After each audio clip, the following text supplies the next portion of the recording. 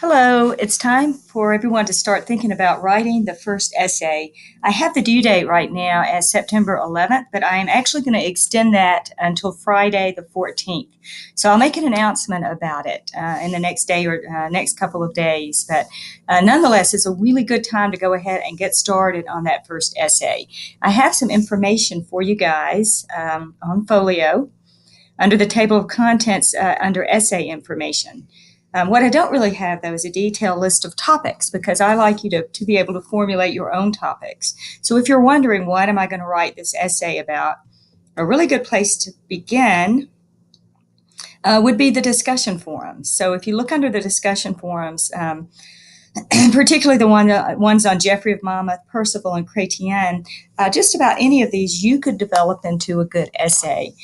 So you could write an essay in which you argue for what the primary characteristics might have been that helped Arthur progress to power and become a legend. You could look at battle scenes.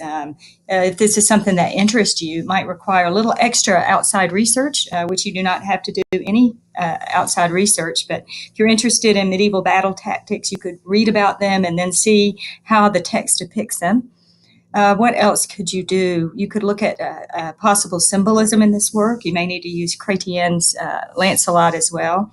And you could argue about the importance of women or the lack of importance. So you'd want to take a clear stand one way or the other. With Percival, you could argue for your own definition of chivalry, which is what that question, that discussion forum had you focus on. And then with Lancelot, there are a lot of choices. Let's see. One is that you could look at the portrayals of the nobility, and here you could focus on how Lancelot and the other nobles are portrayed compared to those that Lancelot comes across in his adventures who aren't necessarily of the nobility. You could also look at battle scenes, and you could sort of do a comparison contrast between how, maybe not battle scenes, but how fight scenes change from Geoffrey to Chrétien. Chrétien's work is the first romance, so things, the emphasis is different. You'll see fewer full-scale wars and more duels and jousts. You could work with that strange work by Andreas Capellanus, which suits itself best for Chrétien's Lancelot.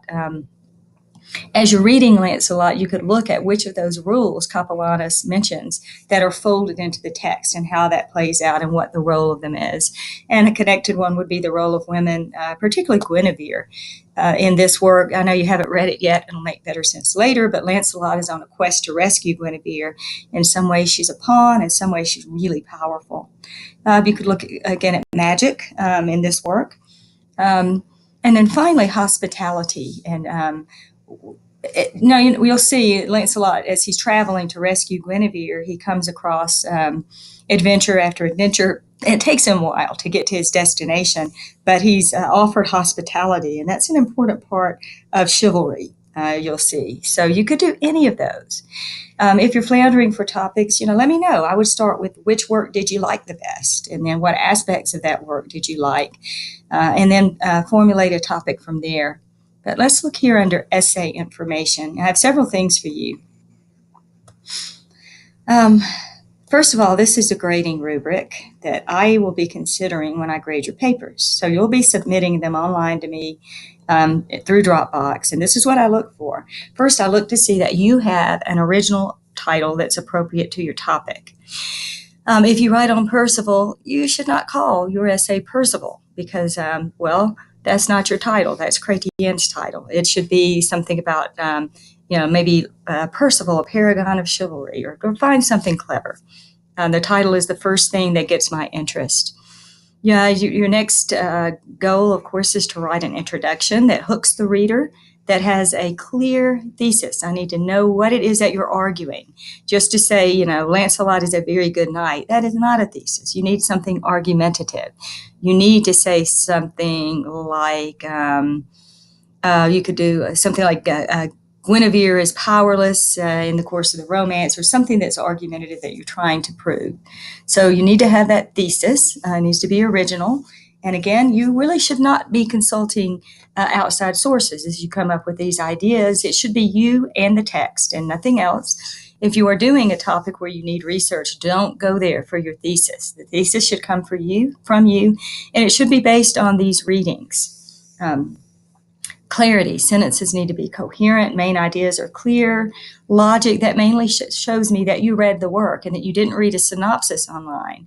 I was concerned with Geoffrey of Monmouth. Some of you and Percival, when you were writing about it in the discussion forum, you mentioned things that I did not assign you to read, which indicates to me that you used an outside source. So technically, you need to credit that, or that will hurt you badly on the first essay.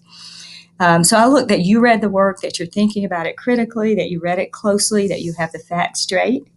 I look that you develop well. How long should your essay be? My answer to that is as long as it takes, but I can tell you that they typically run from 3 to 5 pages.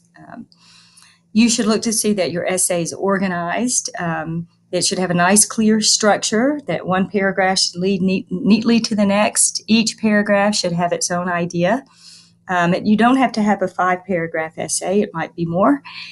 Could even be a little less, probably not. But as long as you have a clear organization with every paragraph having its own main idea and with every sentence contributing to the thesis. Voice and style. You can use, it's okay to use first person. When I read this romance, I believe, that's perfectly fine. I'll look to see that you've revised, that you've not just done a proofreading, but global revision is where you look through and you fix big issues. You will need to document using 8th edition MLA. We'll talk more about that in a minute. And you don't have to do research on this essay, but if you choose to, then you need to use MLA documentation. And I use this grade ribbon for all my classes, so where it says required for research essay only, and we don't have one essay per se that has to do research, though the second one will suit itself well for that. Then these are, there are more grammar errors that you could make than I have listed here, but these are the big ones that I see, and you want to make sure that this essay is as error-free as you can make it, because I will be looking that you're using commas correctly, that you don't have splices and fragments, that your spelling is correct. So I would recommend that you get another set of eyes to look at this paper before you hand it to me. If you get a nice jump start on it, you can send me a draft and I'll look it over, and I won't fix every comma for you, but I'll indicate to you things you need to work on. You can also use our writing center. Just take a lot of care that you're sure that the paper meets all these criteria. And as I said, if you'd like to run a draft by me, you can do that. Though you can't do it really like the night before, because I may or may not be able to get to it. But if you do so, give me a couple days advance. I can generally look over your essays and guide you at any stage of the process.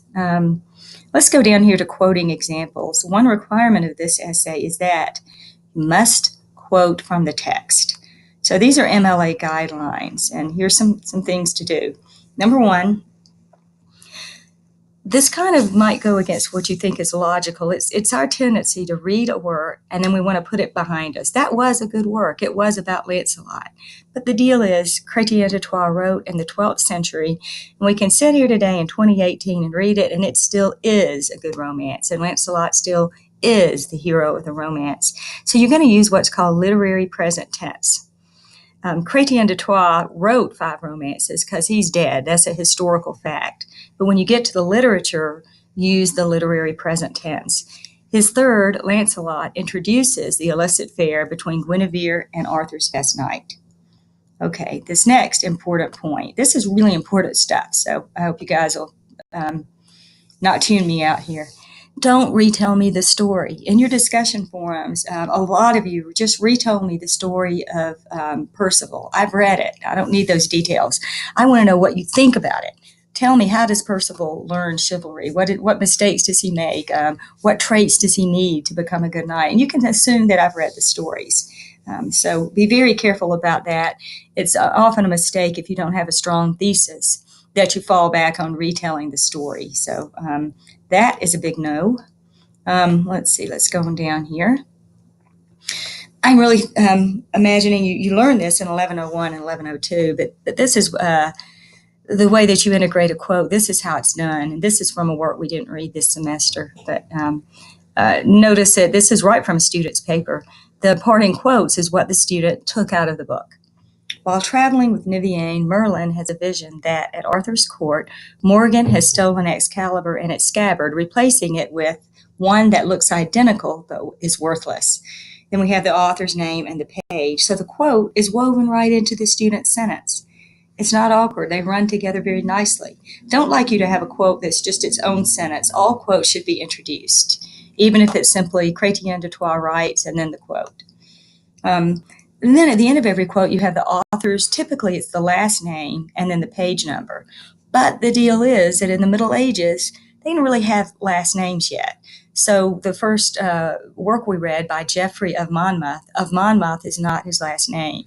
That's where he lived. It'd be like Joe from Effingham. From Effingham isn't his last name. So you would need to use his entire name, Robert de Boron, or you can just call him Robert. So medieval literature is an exception to the rule that you need the author's last name in parentheses, depending on the writer. Geoffrey Chaucer, by that time, he did have a last name, but and Malory, that we read later, had a last name. But Chrétien de Troyes, that just meant his name was Christian from Troy, so he didn't have a last name. So that's how you do it. There's the page number. You don't need a P for page. It's just name, page. And there's a bit about the author's last name. So let's go back up here. If you have a long quote, then you set it off. It's what's called blocking. The whole thing should be double spaced. I didn't do it here to save space. There's the author's name. So since I have the author's name here, I did not put it here in the parentheses. But this is the way that it would look. There aren't quote marks around it because it's blocked. I know that it's a quote. If someone had been talking within this quoted material, then in that case, I would have needed the quotation marks. This next quote tells you what to do if you're quoting something and the thing you're quoting has a quote inside of it. So here's an example. In Malory's version of The Knight of the Cart, Guinevere explicitly instructs a young squire to seek Lancelot. Now go, she said, when thou seest thy time, and bear this ring unto Sir Lancelot, and pray him as he loveth me, that he will see me and rescue me. So see, I've got beginning quotes here and in double quotes here, and then where Guinevere's actually speaking, I have single quotes. And I have two examples of that for you. And I've mentioned Malory, so I don't need his name in parentheses. And same, I have the second quote with Chrétien. So you can refer to this, as you're writing your papers. Let's go back up. Sorry about that. Sometimes if you want to leave out a few words, you use ellipses. And there even is a rule for how to use ellipses. 3 ellipses mean you're omitting a few words. 4 ellipses indicate that you're jumping from one sentence to the next. Be careful with this. You only want to omit a few words if it doesn't change the context of the quote and if it's just something really unnecessary to your point. You can use these square brackets if you want to change like a little pronoun or a verb tense or something to make your paper read more smoothly. And let's see, we don't have to worry about how to do poetry until we get to Gawain. But use backslashes between lines. And notice I don't have the author's name in quotes because we don't know who wrote it. So then you go to the title.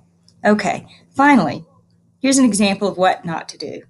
Well, I could give you other examples, but you want to make sure when you put a quote into your sentence that you still have a good sentence. So listen to this sentence and think if it didn't have a quote in it, what a bad sentence it would be.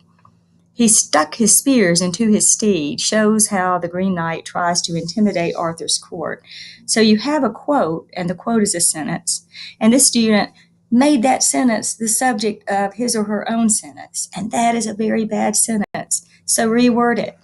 The Green Knight tries to intimidate Arthur's men by rushing into the court, and then there you have the quote that illustrates. And by the way, a colon needs to follow a complete thought. Now, there's an art to all of this. So I hope that you worked with this in 1102. If not, by all means, let me see a draft so that I can help you out with these quotes. Here's what your works cited page will look like. It should all be double spaced, and we're using 8th edition MLA. It's a little bit different. We used to have to put in the city of publication, no more. And you used to have to say if something was online, you would write web. Now you actually use the URL. But actually, this is what you need for Capellanus, for Lancelot, and for Percival. So I've done it for you. Very easy. You don't have to worry about that. We'll have to figure out Joffrey. Let's go back. I had one other thing for you.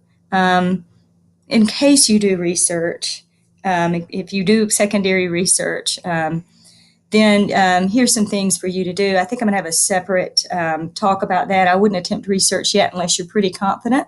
But I'm looking in all of your papers. The main thing I want to hear is your voice. I want to know what you think about the story. I don't want you to retell it to me. Argue something. Show me that you think women are defenseless, or show me that what you think are the primary characteristics of chivalry, or show me what you think are the primary traits that made Arthur a hero. So I would go back and look at this, and again, I'll go over it more next for the next paper, when it'll be much more conducive, I think, to research.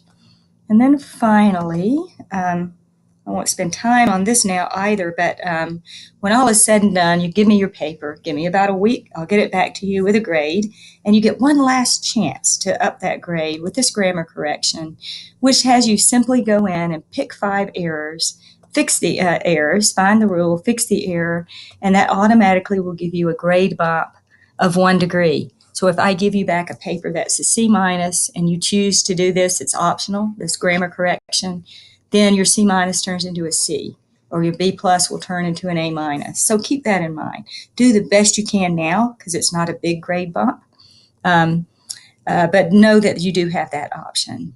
Okay, so those are a few things to get you started on this essay. The earlier you start, the better off you are. Hope you're all having a good holiday weekend. Don't forget, this week's assignments will be due on Sunday night at midnight. Goodbye.